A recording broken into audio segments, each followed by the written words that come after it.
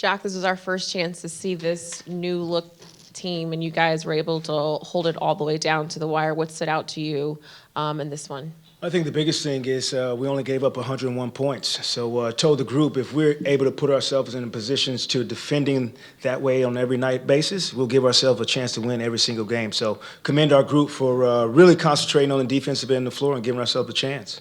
With a lot of these lineups, it's very, very new. When you look at Cam and Mikal and what they brought to your rotation, what did you like about them? Yeah, just overall, their spirit about competing, whether it's their concentration level in the huddles, whether there's communication out on the floor. They've given us a taste of what they can bring, the ability to make shots, to defend, to run the floor. So a lot of versatility from both of them. Jacque, I got two for you. I think you guys took your first free throw of the first half with 70 seconds left. I mean, but everything else was going pretty well at that point. I mean, did you look at that something that maybe came back to bite you, or yeah? Yeah, I'm not going to get fined on my birthday, Alex. I'm gonna keep my money on this one. But the fact that we were still winning at halftime, I told our group we should be up 15, just for the fact of the calls didn't go our way. And so we have to be cognizant of how the referees are going to call it. And if we need to make adjustments, then as a group we got to make adjustments. And then just, both Cam and Mikal have, some mid-range to their games. When Kevin first got hurt, you talked about how, more threes, kind of pick your chances in the mid-range. Just given TJ, Kyrie, Kevin, or Organa, probably three of the best mid-range guys you had. Just what's your philosophy on that part of the offense going forward with the new personnel? Yeah, I think we'll have ability to see if they can make it at a high clip and be efficient with it with the space around it. Some plays tonight were dedicated for Mikal to get a mid-range shot. So as long as we're getting a number of threes that kind of balances that out, we'll be able to afford a few of those guys shooting them. But I guess they got to prove they can make them in order for that to be a staple in the offense. With the 0.8 seconds left, what play did you draw up? And when Spencer put it up, did you think that it was late? What did you think right at that moment? Yeah, I thought it was good. I got a chance to quickly watch it. So you take a look at the last two plays. Great look by execution by our guys. We got Mikal a look at the rim that didn't go. Nick almost had a tip for that, and then we executed at the end. The shot was for Spencer.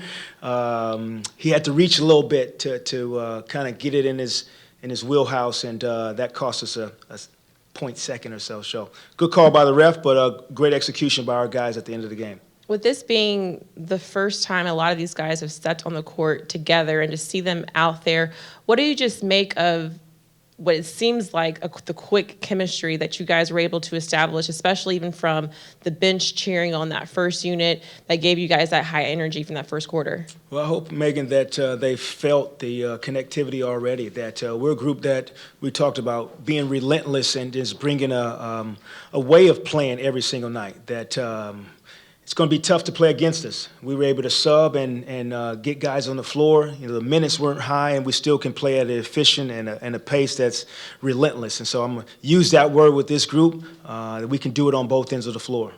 Coach, kind of piggybacking on Megan's question, obviously the starters that you put out tonight, they've never played with each other, but Spencer and Dorian play with each other, and Mikal and Cam play with each other. Can you kind of like piecemeal chemistry like that, or is it still going to take some time? That way. I think we can use kind of their relationships, definitely so. I think just the communication, like Doe's communication with Spencer on the defensive end of the floor, Mikal being able to help Cam on the offensive of the floor. And so I definitely think we're going to use that to our benefit. And I think we saw some immediate chemistry from that group. And because they have, familiarity with each other, that does help. And second, just was it 25-16 in the fourth quarter? The first three quarters, defense obviously was how you set the tone. What do you guys do for fourth quarter scoring, especially in crunch time, considering that's where you guys have historically tended to lean on the stars that you used to have? Yeah, I think it's interesting. I think, first of all, if we can, like I said, keep guys to one-on-one, that gives ourselves a chance. So that piece of it. And then just reflecting back quickly without watching the game already, I think we had some good looks. And so whether that was Spencer's dunk at the rim, his layup attack, Mikal had a good look. We had two open threes. And so if we can still play at a pace and create shots for each other, I think that'll be all right for us. Jacque, kind of going off to me, I think you played 12 guys tonight. You've talked about, kind of expanding the rotation and trying to figure this all out.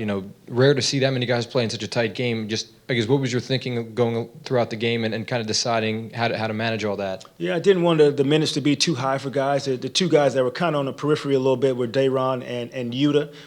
Didn't play a ton of minutes, but I got to get guys ready to be able to go in and play a 3-minute stint and have an impact and not a negative impact. So that was a little bit of strategy for me. Yuta was the guy tonight. Dayron, can he get into the game, play 5 minutes, have an impact positively? Yuta, can you do the same thing? So we'll continue to test guys that way mentally and see if they can perform. Jacque, you had Mikal picking up Harden pretty early in the backcourt. Is that how you want to use him, or just something you kind of wanted to do with Harden out there? Definitely more strategic tonight, but I think something we can build off of. Mikal has the ability, the energy, the length to pick up guys full court. We tried to hopefully wear Harden down a little bit throughout the course of the game, so that was part of our strategy. But his ability to be, to accept playing defense, I'm looking forward to that on a nightly basis for sure. Okay, guys.